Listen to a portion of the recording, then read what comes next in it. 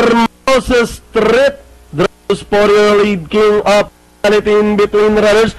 Marinx down on the inside as they race towards the 600. King of Reality, Marinx, Hermosa Street is already out.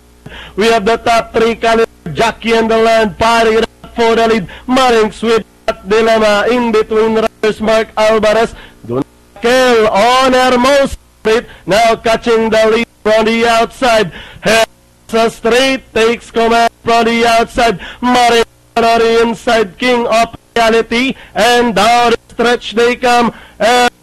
Street running on the outside. Marinx is by the rail. Marinx running by to grab the lead. Street shuffle back in second. King of Reality, Escopeta, and finally Marinx with dilemma wins this race of Hermosa Street. Escopeta, King of Reality, then Abantero, to Enrico and Mas.